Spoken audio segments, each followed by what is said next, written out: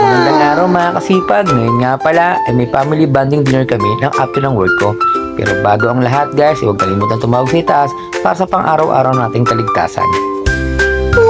At dito nga mga kasipag, nagluluto na kami ng masarap na panghapunan namin. At ito nga pala ay yung pitong chicken wings namin.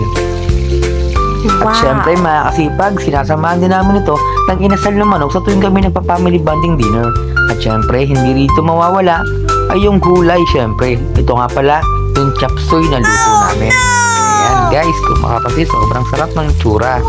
Ito na nga mga kasipag, yung finished product natin. Sobrang sarap tingnan at sobrang sarap talaga ng mga lasa ng mga yan.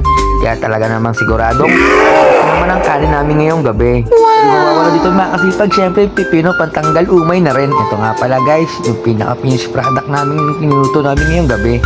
Kaya huwag kalimutan mag-share and follow sa akin. Salamat mga kasipag!